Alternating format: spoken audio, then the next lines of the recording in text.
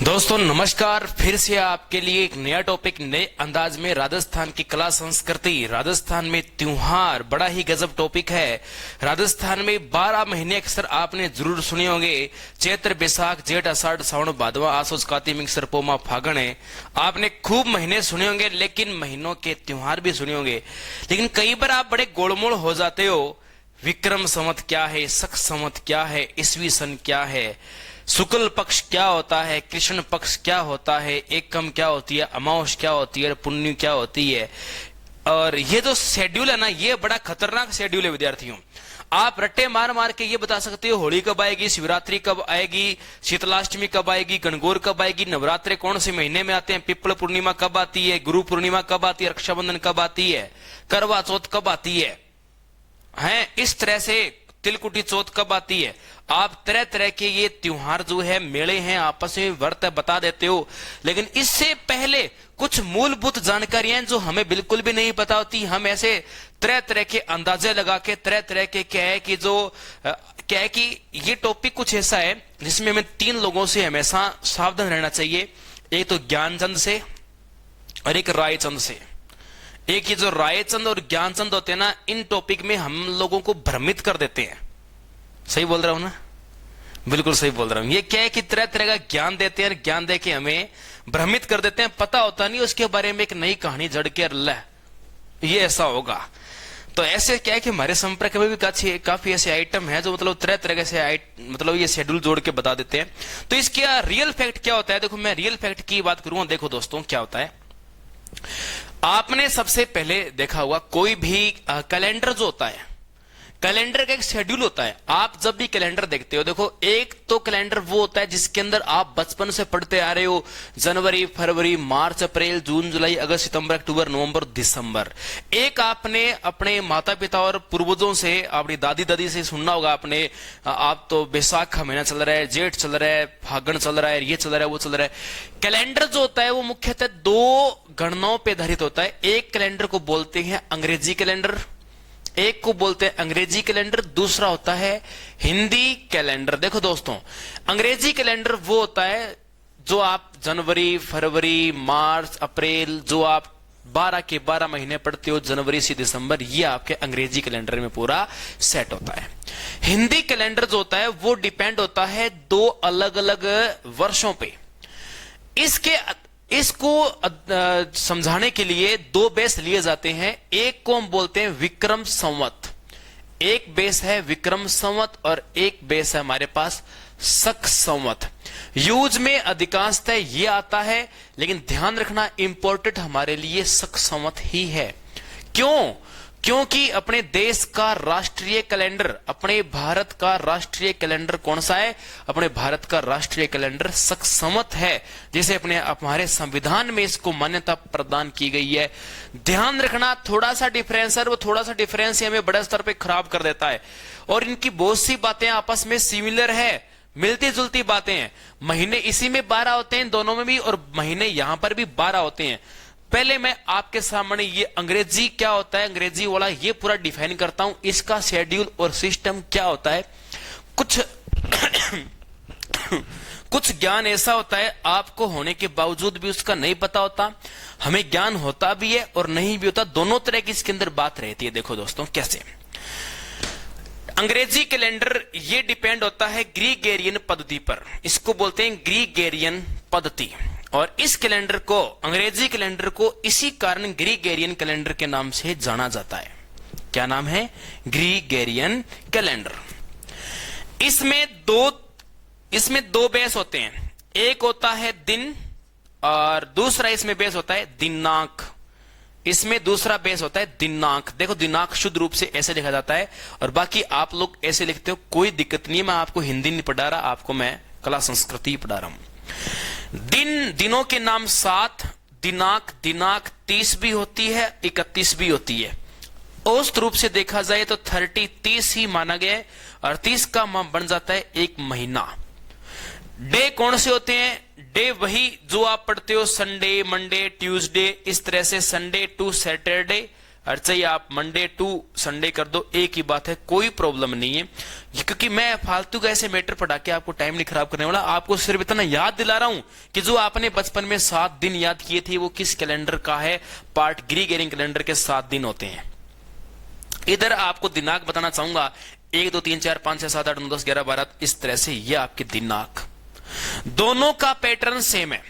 यहां आपके लिए 2 बात है, डे एंड डेट। मैं अभी इसी अंग्रेजी की बात कर रहा हूं, इसकी कोई बात नहीं कर रहा, स्पेशल बात करूंगा। डे एंड डेट, रात को 12 बजे, रात को जैसे ही 12 बजेंगे चेंज हो जाएंगे। जैसे ही रात के 12 बजेंगे क्या हो जाएगा, अंधेरा तो होगा जो होगा ही, लेकिन रात को 12 बजे ये डे भी चेंज होगा और डेट भी चेंज हो जाएगी। यदि आपका मंडे है तो मंडे से ट्यूसडे हो जाएगा, और डेट आपकी 2 है, 2 से 3 हो जाएगी, 7 है तो 8 हो जाएगी। इस तरह से रात को 12 बजते ही कोई सा भी मौसम है, ऋतु है, ग्रीष्म, वर्षा, शीत, सर्द, कोई सी भी ऋतु है, कोई इसमें आधार नहीं है, ऋतु वगैरह का कोई भी इश्यू नहीं है। सिर्फ कोई सा भी महीना है, ओलावृष्टि हो रही है, बरसात हो रही है, आंधी आ रही है, लेकिन रात को 12 बजेंगे तो दिन चेंज होगा तो होगा ही, ये इसी का बेस होता है।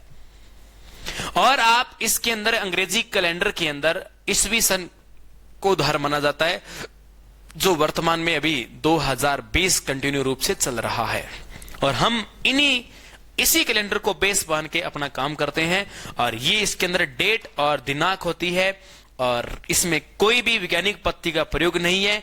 इसमें केवल रात को 12 बजे दिन भी चेंज हो जाते हैं। बात समझ में आ रही है ना? ये होता है आपका अंग्रेजी कैलेंडर। लेकिन समस्या तो मेन यही खड़ी होती है, ये तो बहुत आसानी से क्लियर हो जाता है, जैसे कि अब आपके बिल्कुल माइंड में एकदम से फोकस में आ गया। लेकिन अब मैं जब यहां इस वाले मैटर पे आऊंगा, थोड़ा सा जोर आएगा, थोड़ा सा ही, ज्यादा नहीं, थोड़ा सा ही जोर आएगा, आपको ज्यादा जोर नहीं आएगा। अभी देख लो, कुछ भी नहीं है, आप मेरे साथ बनते रहो, बहुत आसान है। 5 मिनट में आपसे वो काम सेट कर दूंगा, देखो भी बिल्कुल दिल और दिमाग के अंदर छा जाएगा ये कैसे। पहली बात तो ये कि मैंने आपको विक्रम संवत और शक संवत बताया, क्या दोनों में डिफरेंस है? बिल्कुल डिफरेंस है।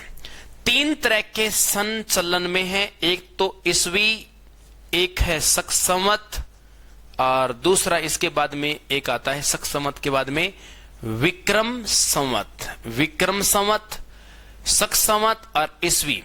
वर्तमान में क्या चल रहा है? वर्तमान में 2020 चल रहा है। इसमें से यदि आप 57 जोड़ देते हो, इसमें से यदि आप 57 को जोड़ते हो तो आपका विक्रम संवत शुरू हो जाएगा। ईस्वी सन में यदि आप जोड़ते हो विक्रम संवत को, जो आपको निकालना है, तो आपको कितना जोड़ना पड़ेगा? 57 जोड़ना पड़ेगा। अब आप इसमें 2020 में 57 जोड़ती हो तो आपका 2000 कितना 77 बनेगा आपका। लेकिन इसमें एक बात यह भी ध्यान रखना कि हमारे जो हिंदी महीने होते हैं ना, वो चैत्र में ही तो शुरू होते हैं ना, तो चैत्र बराबर लगभग अब मार्च का महीना बराबर रहता है हमारे। मार्च भी कंपलसरी है। 2020 की जब तक मार्च क्लियर नहीं होगी तब तक आप 57 उसके बाद में जोड़ोगे, क्योंकि वो महीना बराबर मैच करना जरूरी है। तो अभी आप यहां, अब जैसे मान लो 2020 चल रहा है, 2020 के मार्च के बाद आप गणना करते हो तो आपका आंकड़ा सही आएगा, नहीं तो अब आप 2070 कर दोगे। लेकिन विक्रम संवत वर्तमान में 2076 चल रहा है। कब तक चलेगा? जब तक फाल्गुन पूरा चलेगा। फाल्गुन के जस्ट बाद चैत्र आएगा, ये हमारा फर्स्ट महीना होता है, और इसी के बाद में ये इस तरह से गणना करना शुरू करेगा। तो शक संवत में क्या होता है?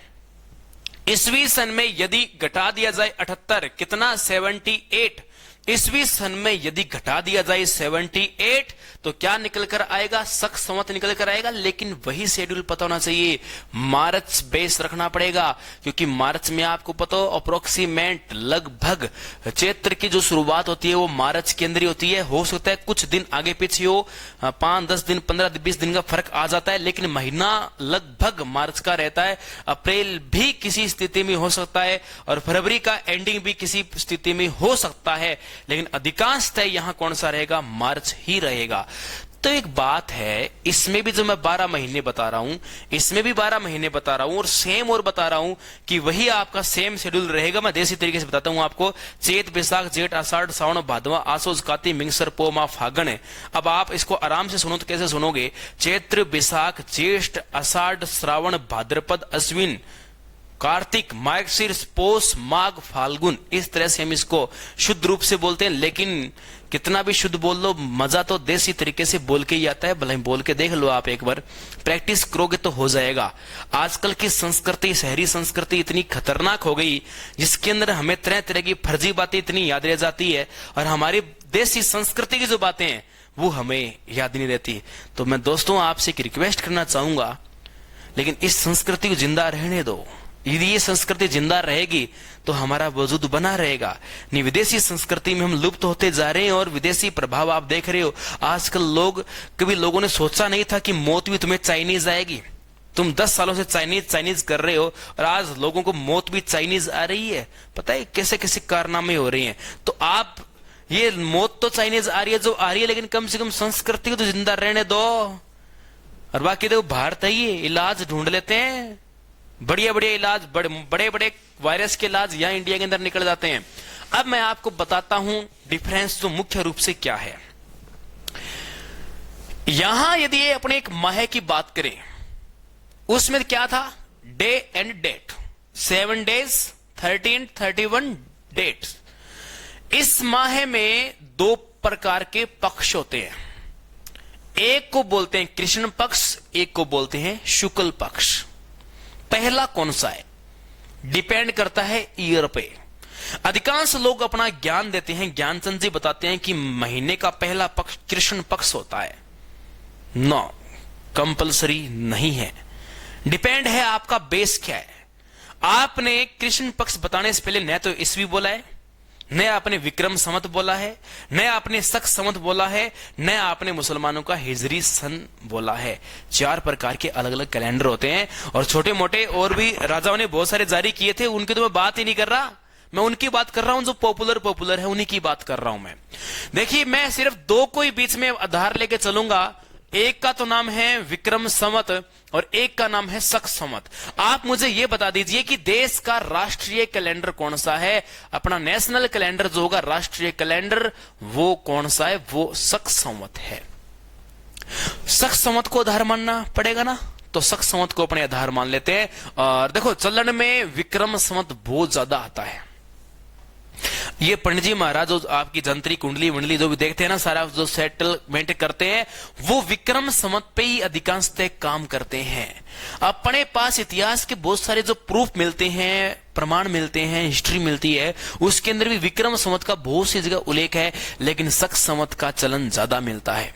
यदि आप विक्रम संवत पढ़ रहे हो तो आपका पहला पक्ष जो आएगा वो कृष्ण पक्ष आएगा, और यदि आप शक संवत पढ़ रहे हो तो आपका पहला जो पक्ष आएगा वो शुक्ल पक्ष आएगा। देखो कैसे याद करना है जी, हमें याद नहीं रहता। सह को सह से मिला दो, बाकी जो बच गया अपना मिलता रहेगा। सह को मिला दो सह से। शक संवत का जो कैलेंडर है उसमें पहला पक्ष कौन सा होगा, शुक्ल पहले आता है, और इसमें कृष्ण बाद में आता है। विक्रम संवत कैलेंडर आप पढ़ रहे हो तो पहले कौन सा कृष्ण आएगा, तो गुरुजी राष्ट्रीय कैलेंडर को ही बीच में क्यों नहीं लिया जाता। अरे क्या करें, ये जो पंडित जी महाराज आज के जो युवा जो रखे है ना, इन पंडित जी महाराजों ने इतना गप्पा सेट कर रखा है, इन्होंने अच्छी साइकोलॉजी सेट कर रखी है। अपने तंत्र मंत्र जंतर मित्र जो सिखाते हैं, इनके माध्यम से जो मंदिर वगैरह में प्रस्तुत करते हैं, ये तिथियां वगैरह बताते हैं, उनके पास बेस ही विक्रम संवत का है। तो विक्रम संवत के आधार पे सबसे पहले किसको मान लेते हैं, कृष्ण पक्ष को मान लेते हैं। पता लगा बात का। तो आज के बाद कभी नहीं बोलोगे कि महीने का पहला पक्ष कृष्ण पक्ष होता है। क्यों? क्योंकि बोल सकते हो, शक संवत बोल रहे हो तो ही बोल सकते हो, तो सॉरी विक्रम संवत बोले तो ही बोल सकते हो। चलो, आपने जो भी माना कोई प्रॉब्लम नहीं है, अपने कोई सा ही मान लें। यदि मैं सबसे पहले लिख दूं कि महीने का पहला पक्ष कृष्ण पक्ष होता है, तो किसके अनुसार, विक्रम संवत के अनुसार। महीने का दूसरा पक्ष कौन सा होता है, शुक्ल पक्ष होता है, किसके अनुसार, विक्रम संवत के अनुसार। देखिएगा, इसमें भी होते हैं 15 दिन, इसमें भी होते हैं कितने दिन, 15 दिन। कृष्ण माने होता है ब्लैक, काला, काले में सूर्य चंद्रमा का प्रकाश होता नहीं है, अंधेरा खूब रहता है, इसलिए इसको बोलते हैं अंधेर पक्ष, जिसे राजस्थानी भाषा में पख के नाम से भी जानते हैं, अंधेर पख, अंधेर पक्ष। और इसमें चंद्रमा की अच्छी लाइट रहती है, तो इसको बोलते हैं राजस्थान में चानन पंख। चानन पंख या चानन पक्ष एक ही बात है, कोई प्रॉब्लम नहीं। एक फेमस नाम और है, एक को बोलते हैं बदी, एक को बोलते हैं शुदी। ये गड़बड़ करेगा कि बदी कौन सा होता है, शुदी कौन सा होता है। तो इसमें सेम शेड्यूल है आपके लिए, से को से से मिला दो और बच गया वो अपने मिलता रहेगा। एक है शुदी और एक है बदी, एक बदी हो गया, एक तरफ शुदी हो गया। कृष्ण पक्ष का जो 15वां और यह अंतिम दिन होता है, उस दिन मनाया जाता है अमावस्या। इस दिन कौन सी तिथि होती है, अमावस्या, अमावस की काली रात होती है। शुक्ल पक्ष का जो 15वां दिन होता है, शुक्ल पक्ष का अंतिम दिन, वो होती है पूर्णिमा। इस दिन चंद्रमा का प्रकाश बड़ा ही प्रकाशित होता है और पूर्णिमा एक उचित है, तिथि है। इसके अंदर बहुत सारे, इस पक्ष में जितने भी मांगलिक काम होते हैं सारे के सारे इसी में किया जाता है। मांगलिक काम सारे इसी के अंदर किया जाता है और इसके अंदर वैष्णव कार्य होते हैं, इसलिए इसको वैष्णव पक्ष के नाम से जानते हैं और इसको तांत्रिक पक्ष के नाम से जाना जाता है। तांत्रिक विद्या के जितने भी कार्य होते हैं वो सारे के सारे इस कृष्ण पक्ष के फेरे के अंदर किए जाते हैं। तो दोस्तों ये बात आपको यहां तक समझ में आ रही होगी। अंधेर पंख की मैंने आपको बात बताई, ये भी समझ में आई होगी, और शुक्ल पक्ष की मैंने जो आपको बात बताई ये भी शायद आपके खोपड़े में आ रही होगी ना, आ रही है ना। नहीं आ रही तो इसको दिमाग में लाने का प्रयास करो कि मैं जो बता रहा हूं कितना इंपॉर्टेंट तथ्य है।